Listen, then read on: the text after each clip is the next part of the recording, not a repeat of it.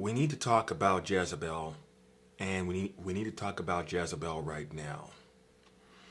And it's not going to be how or what you might think, but Jezebel has been still very active. She is a liar. She's deceitful, and she is completely manipulative. But first, I need to ask you, what is Jezebel? What is Jezebel? Well, if you don't know the word, you're not going to understand the beginning of the pattern. The word Jezebel means impotent woman. And for the people that don't understand that, impotent means shameless. For the people who don't understand that, shameless means disgraced. For the people who don't understand that, disgraced means outside of God's love and protection. So a woman who is impotent is a woman who cannot be corrected. This is a woman who cannot understand that she's doing anything wrong.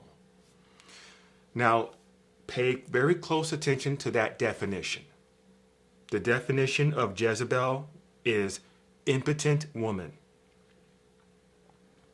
Now, I love women. I love men. Okay? And I love people, human beings. It's not anything like sexual when I say that. There are so many good women out there. There are so many good men out there. There are a lot of bad women. There are a lot of bad men.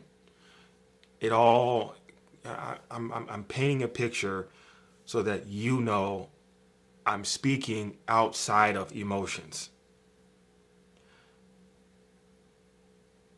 So understand that I've looked at this from several different ways, and I understand modern church in 2025 will tell you that Jezebel can be anybody, a man or a woman. Actually, that's one of the first things that you hear. Well, Jezebel can also be a man too, and they'll look around for confirmation to see if anybody's, or please agree with me, please agree with me. Everyone's like, yeah, yeah, you're right. But in reality, according to the definition, impotent woman.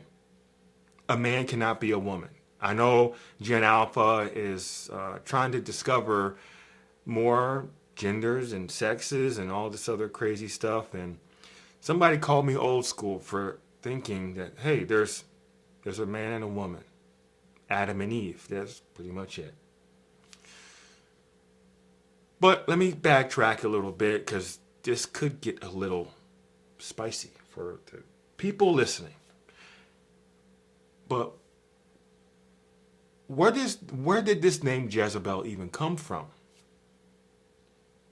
Well, Jezebel actually was an actual human being, a real life human being like me. I'm a real human being. I exist. Okay? You exist. If you're listening to this, you exist. But she existed way back in the day, far before any of us were even thought about. Jezebel was a Phoenician, and she was a Phoenician princess, actually, raised in an environment that taught her a lot about political manipulation, sorcery, and idol worship. Okay? So she grew up with the mindset that I need to manipulate people in order to get what I want. She grew up with the mindset that I don't want to give all of my power to any one thing. So I am going to worship and find the power in everything else other than God. It just so happens Jezebel, the human being, She was excellent at speaking. She used her mouth. She's one of the, for her time, I'm assuming she was a very good public speaker. Very, very, very good at public speaking. If she ever spoke to you, she can tell a story and wrap your mind around it, and you will just be like, oh my God, what's next? This is the intensity of Jezebel. Okay, but as she grew older, Jezebel, she one way or another got married to this man called Ahab. Ahab was a king, and now it changed Jezebel from a princess to a queen. Now she's Queen Jezebel. And here's a little bit about Jezebel, okay? Without getting too deep into it. So Jezebel 100% understood that she didn't like people telling her what to do. And she was in the position to manipulate her husband, Ahab, who was a king, without getting any attention on her. She could do that by manipulating him. She learned political manipulation in her youth and adolescent years. And as a result, when she grew up, she used her husband to dominate the area, the kingdom, and expand her influence. So she knew that she did not like attention. She despised attention so much that she started killing people gifted with sight. So she was killing prophets. She was killing apostles. She was killing teachers. And if you don't know what a teacher is not an educator. An educator, they're very necessary. They teach you math, they teach you science and social studies and all this other great stuff. But a teacher is a person gifted with organization, gifted with guidance. Like this person is able to look into your life in the moment and say, stop talking to her. What you're doing now, you're ruining your life.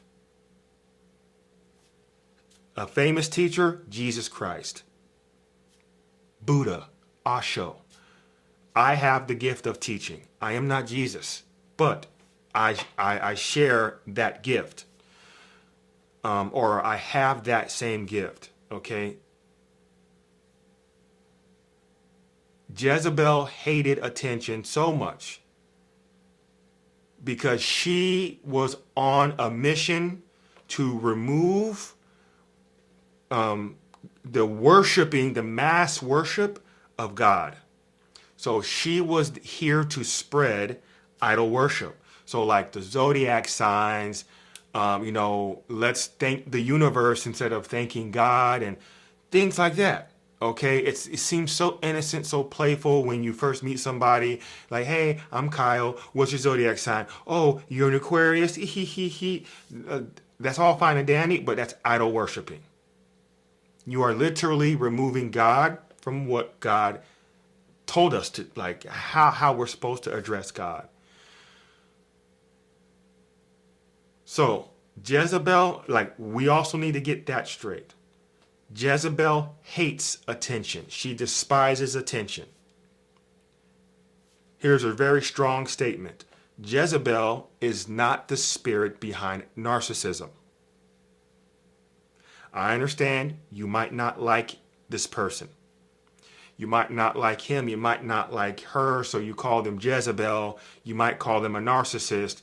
But these things, they have patterns.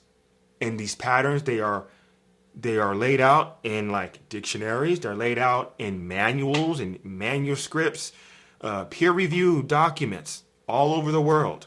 Okay, this is why the Bible is trusted by so many people, is because it's the most peer-reviewed book in all of human history. The Bible is. Okay, so what ends up happening is Jezebel is not a narcissist, or Jezebel is not the spirit behind a narcissist. But I want to let you know, Jezebel is only a spirit now. She is not a demon. Jezebel has never been a demon. What is a demon? A demon is a fallen angel. So you know that there's God, and then there's the devil, and God has angels and the holy triad, and there's three different triads, and and then there's organization of like different angelic beings, like the principalities, the thrones, the seraphim, the cherubim, the archangels, the angels, the virtues. So all these are actually angelic beings. Then there's the devil, and he has his most trusted. We call those the deadly sins. Okay, so like things like Belphegor and Asmodeus, and Beelzebub and Mammon.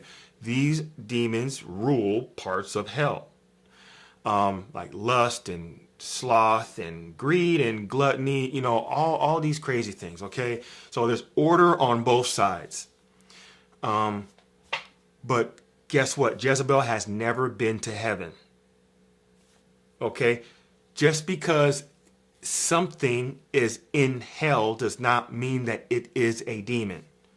We need to use our discernment very, very purposefully, okay? So just because something is in hell does not mean that it's a demon. A demon is a fallen angel. Once, like God's most trusted thing, an angel. Fallen, that's called a demon. Okay, Jezebel's not a demon. She can be demonic, but she's not a demon. Okay, I could do something very evil that mimics a demon. Like I could be lazy. That's slothful. That will be demonic. I could be hoarding everything and have trash piled up to the ceiling. That's gluttony. That's according to Mammon. Okay.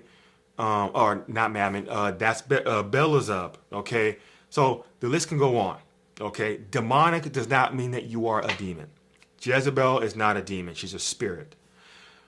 And the word spirit, it means breath. Like I'm talking right now, I'm using my breath, and if I tell you a joke and now you're laughing, guess what? That's called spirituality, the art of breathing. Find the pattern, right? Find the pattern, that's spirituality, that's it. And I'm not going to get too deep into that because that's something completely different. But people sometimes say Jezebel is a narcissist, or is the spirit behind narcissism. That's not true. So remember, discover the patterns, and you will gain discernment. Discover the patterns, and you will gain discernment. Narcissist actually is a back formation of the word narcissism. So narcissism actually is from Greek mythology. And it's a story that comes from the water god and his son. So how the story goes is this water god ends up having a son, and the son and his name was Narcissus. And what ends up happening is he's very handsome, very good looking, very smart, very intelligent. He became very arrogant, self-centered. Okay, he became very self-centered. So self-centered, he demanded attention. Actually, that's not true yet. So what ended up happening was he became so self-centered, everything had to revolve around him. His way or the highway. If it was good attention, bad attention, it didn't really matter. He just wanted people to keep talking about him, keep thinking about him. Okay? So what ends up happening is he sees his reflection in the water, and Narcissus sees his reflection and says, "Oh my God, you're so handsome." And he keeps looking at it. He gets closer, closer, closer. He ends up drowning. He drowns in the water, looking at his own reflection. His father is furious at this. How can you be so dumb, son? How can you be so dumb to drown yourself because you look good? It's okay to look good, but don't do that. So his father cursed him into a flower that sits on top of the water and floats, kind of like a lily pad. This lily pad-like flower is called a narcissist. The flower is called narcissist.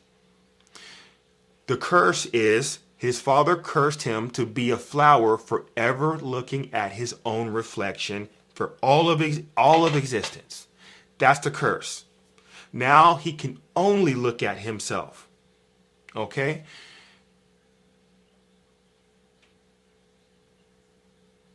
A narcissist demands attention, requires attention. Jezebel hates attention. So Jezebel is not the spirit behind narcissism. Actually, the spirit behind narcissism is Leviathan. Leviathan is one of the 7 deadly sins, but Leviathan rules over the sin called pride. Okay? Pride means the love of display. So pride, the love of display, what really ends up happening is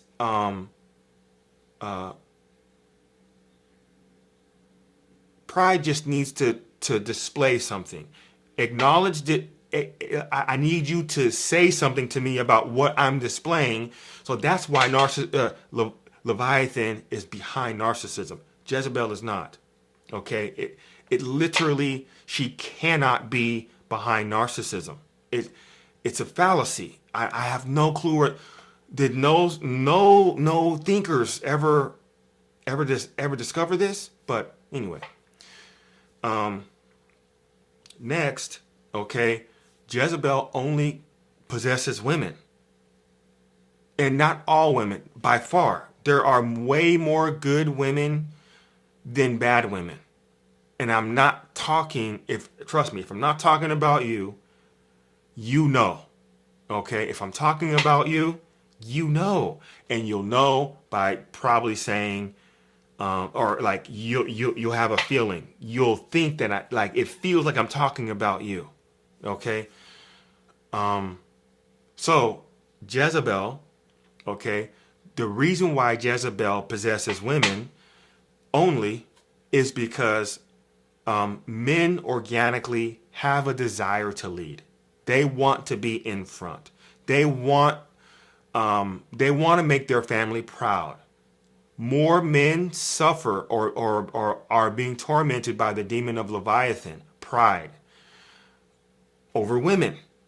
That's true. That's absolutely true. Are all men bad? No. There are far more good men than there are bad men. But Jezebel, the pattern of her life, she required a man as a front. She needed her husband to stay in front so that he can make the decisions that she told him to. It's kind of like I'm working at McDonald's, and what ends up happening is I'm the cashier, you're my boss, and I tell you as only a cashier that we need to have a billboard outside. I don't know how much the billboard costs. I don't know how much. I don't know our finances. I don't know anything. But I'm telling you that we need a billboard. And you as the manager say, you know what? Because you said it, I'll do it. That's what Jezebel did to her husband. And that's what women who are possessed by Jezebel do to their men. You hear it not all the time, but oftentimes these the women who are possessed with Jezebel will behind the scenes talk to their men and say, you don't need to do this. You do this, or don't, like, you need to handle him, or you need to go do this. You need to go do that. And when he does it and he fails, or he makes the family look stupid, the decision wasn't yours. That's Jezebel. Okay? It's very subtle. But that's the whole post. Okay? Jezebel is not the spirit behind narcissism, and Jezebel can only possess women. And Jezebel is not a demon. Now, I've written an ebook on Jezebel. If you want to get deeper into that with strategies on how to rid yourself, again, this is not an attack on women. Women are beautiful. You're intelligent, you're needed, you're wanted, and you are protected. There are far more good women than there are bad women. I know this. But if I'm gonna leave it there. Check out my resources in the description below. I'm going to leave you with this question. Have you ever dealt with someone who's been tormented by Jezebel? Let me know down in the comment section. Now, if you didn't know, now you know.